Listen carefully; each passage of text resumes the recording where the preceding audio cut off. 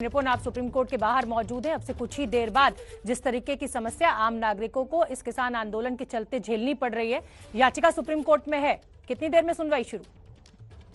शोभना, करीब 10 से 15 मिनट में मुझे लगता है कि ये मामला सुनवाई के लिए आ जाएगा। और जैसा कि हम अपने रिपोर्ट बता रहे थे, मुख्य मांग जो रखी गई है वो मांग यही है कि सड़क से हटाया जाए लोगों को। जिस तरह से बॉर्डर को जाम करके रखा हुआ है उससे हटाया जाए, क्योंकि न सिर्फ ये सुप्रीम कोर्ट के आदेश का उल्लंघन है, बल्कि कोरोना के दौर में इस तरह का लोगों का जमावड़ा भी उचित नहीं है।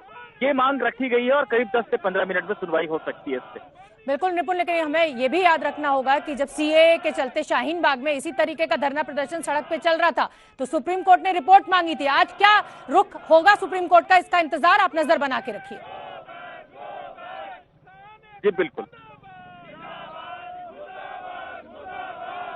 और उधर आंदोलन कर रहे किसान संगठनों की तरफ से सरकार को चिट्ठी लिखी गई है। किसानों ने सरकार से नया प्रस्ताव भेजने की मांग भी की है। दिल्ली के सिंघू बॉर्डर से हमारे सहयोगी जैनेन्द्र कुमार ने हमें एक रिपोर्ट भेजी है और वहां की स्थिति हमें समझाने की कोशिश की है, आप देखिए। दिल्ली की सीमा पर किसानों के आंदोलन का 21वां दिन। ठंड बढ़ती जा रही है लेकिन किसान झुकने को तैयार नहीं है। साफ कहना है कि जब तक केंद्र सरकार तीनों कृषि कानून रद्द नहीं करती तब तक यहां से नहीं जाएंगे। इन सबके बीच सरकार और किसान संगठनों के बीच बातचीत नए सिरे से शुरू नहीं हुई है। क्या कहते हैं किसान 21वें दिन? बात करते हैं। सर ये बताइए, 21वां दिन है सर आज, और सरकार और किसान संगठनों के बीच बातचीत भी नहीं हो रही है। कैसे समाधान आगे आप लोग देखते हैं? देखिए, किसान जथेबंदियां ना पहले बात से भागी थी, ना अब भाग रही है, ना कल को भागेगी। किसान जथेबंदियां ये कह रही हैं कि सरकार ठोस तजवीजें लेकर आए, हम बातचीत के लिए तैयार हैं। ऐसे हम बात के लिए नहीं आएंगे कि पहले जो हमने प्रपोजल दी थी उसका जवाब है, जो वो उन प्रपोजल को किसान जथेबंदियां सर्वसम्मति से रद्द कर चुकी हैं। नहीं कोई प्रपोजल आएगी ठोस कारमत तो किसान जथेबंदियां बातचीत के लिए तैयार हैं। ठीक है, लेकिन हम देख रहे हैं कि प्रधानमंत्री लगातार जो कृषि सुधार कानून है उसकी तारीफ कर रहे हैं अपने हर सार्वजनिक कार्यक्रम में। कल भी उन्होंने गुजरात के कार्यक्रम में फिर से तारीफ की और उदाहरण भी दिया कि किस तरीके से जब गुजरात में उन्होंने डेयरी आदि के क्षेत्र में सुधार किए, उन्होंने कहा कि कोई उद्योगपति डेयरी उत्पादकों की डेयरी या फिर उनके पशु लेकर नहीं गया। किसानों में भ्रम फैलाया जा रहा है जो लोग दिल्ली के आसपास प्रदर्शन कर रहे हैं। तो आप लोगों को क्या कहना है? वो गुजरात में कह रहे हैं लेकिन किसान तो दिल्ली के मोर्चों में डटे हुए हैं। प्रधानमंत्री जी को सिंघू बॉर्डर क्यों नहीं याद आ रहा, टिकरी बॉर्डर क्यों नहीं याद आ रहा, यूपी का बॉर्डर क्यों नहीं याद आ रहा? किसानों की अगुवाई कर रही है, वो इधर बैठी हुई है, कड़ाके की ठंड में बैठी हुई है और तब तक बैठी रहेंगी जब तीनों खेती विरोधी काली कानून जो वापस नहीं हो जाता। आपको लगता है प्रधानमंत्री को सिंघू बॉर्डर, टिकरी बॉर्डर आना चाहिए? बिल्कुल बिल्कुल आना चाहिए। इधर आके देखें क्या बन रहा है इधर। लेकिन आप लोगों के मद्देनजर ही तो वो बार बार कह रहे हैं कि किसान जो है उनको भ्रमित किया जा रहा है और ये कृषि कानून जो है वो फायदे के लिए है, कोई नुकसान नहीं होगा। कोई अपने घर बैठ के बोली जाएगा, ऐसे थोड़ा बात चलेगी। इधर आके बोले तो फिर पता चलेगा क्या बन रहा है इधर। किसानों ने मांगे ही नहीं है खेती कानून। जब किसानों ने मांगे ही नहीं है तो फिर प्रधानमंत्री कैसे सख्त कर रहे हैं? हमें कह रहे हैं हमें तो कानून की भूख नहीं है, तो हमारी भूख मिटाने के लिए प्रधानमंत्री क्यों खामखा हमारे मुंह में डाल रहे हैं कानून?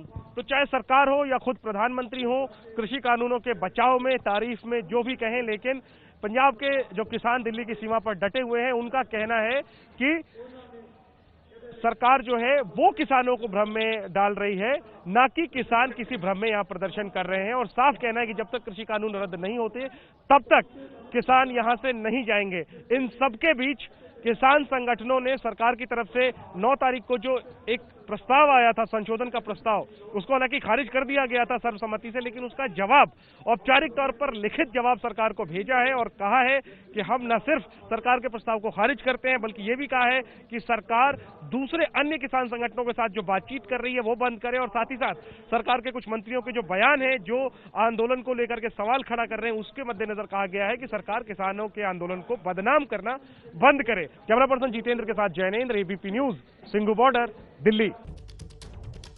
तो किसान आंदोलन को लेकर कांग्रेस और बीजेपी में भी राजनीतिक लड़ाई लगातार जारी है। कांग्रेस जहां बीजेपी को असली टुकड़े गैंग बता रही है तो बीजेपी का कहना है कि किसानों को गुमराह किया जा रहा है विपक्षी दलों के द्वारा।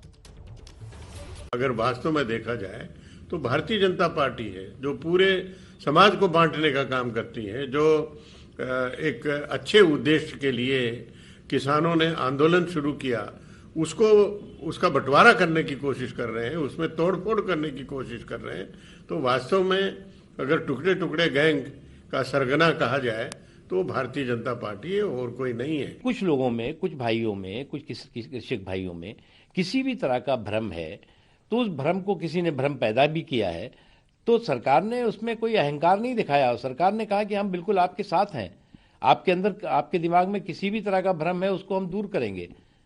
लेकिन अब दिक्कत ये हुई है कि आज भी ये जो सामंती सुरूर में चकनाचूर लोग हैं, वो आज भी जो है वो कुछ न कुछ शोशेबाजी, कुछ न कुछ अपनी किस्मत आजमाने का काम कर रहे हैं। लेकिन एक बात समझ लीजिए, ये साजिशी सुपारी इसी जनता के सरौते से ध्वस्त होगी।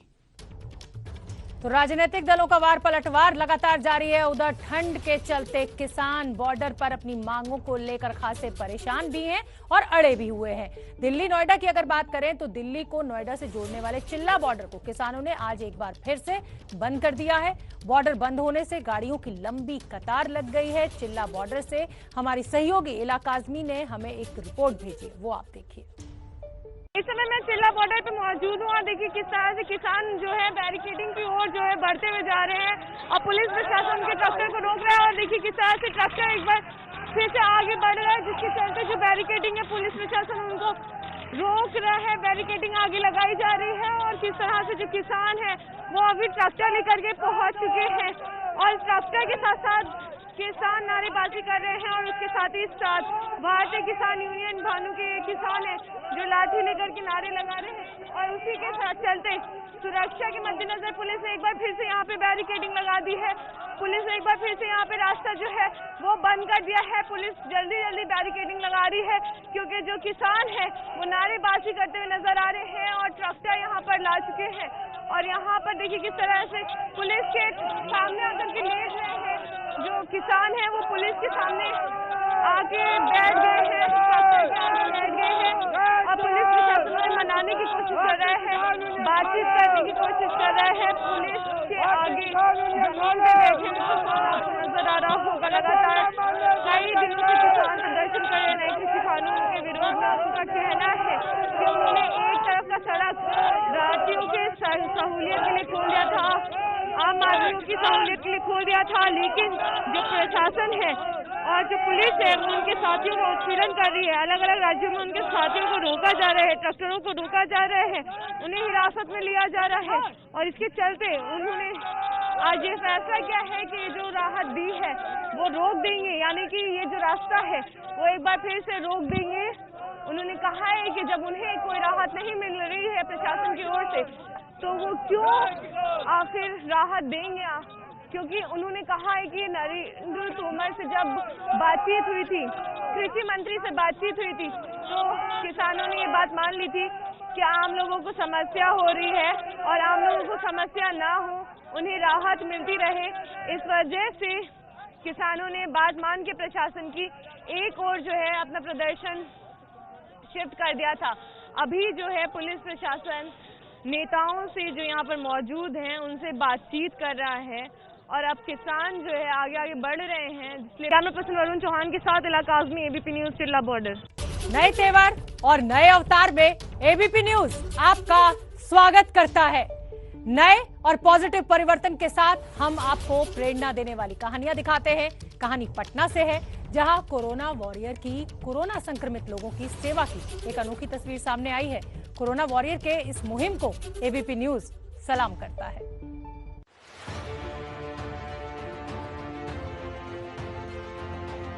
कहते हैं जब कुछ कर गुजरने का इरादा कर लो तो कुछ भी नामुमकिन नहीं होता।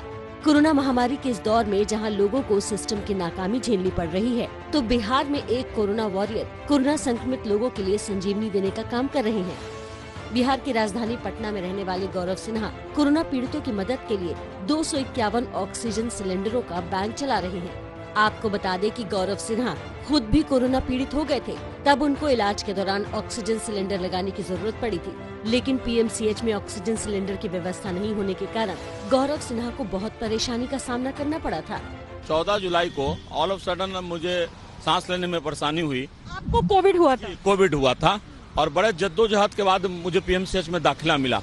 तो उसी दिन बेड पे बैठे बैठे मैंने अपनी वाइफ से बोला कि अगर मैं मर गया तो अलग बात है, अगर जिंदा रहूंगा तो क्यों ना हम लोग एक ऑक्सीजन बैंक करें और लोगों की सहायता करें। अगर 10 आदमी भी बच जाएगा तो ये हम लोग की जीत होगी। इस समय पूरा विश्व कोरोना महामारी से जूझ रहा है। ऐसे में गौरव की लोगों को संजीवनी देने वाले इस जज्बे को एबीपी न्यूज सलाम करता है। इनके दिमाग में ख्याल आया कि दूसरों की मदद करनी चाहिए। वो लोग जो ऑक्सीजन की वजह से मौत से लड़ रहे हैं, वो लोग जिन्हें ऑक्सीजन की वजह से मौत हो जा रही है, क्यों ना उन्हें जीवन दान दिया जाए, क्यों ना उनके लिए संजीवनी बना जाए। अपने सहयोगी विशाल राय के साथ नीतिश्री, एबीपी न्यूज, पटना। जैसा कि आप जानते ही हैं, बदल गया है एबीपी न्यूज का रंग और बदल गया है तेवर। एबीपी न्यूज अब खबरें दिखाएगा लिमिटलेस अंदाज में, मतलब खबरों के लिए कोई भी हद पार कर जाएगा एबीपी न्यूज।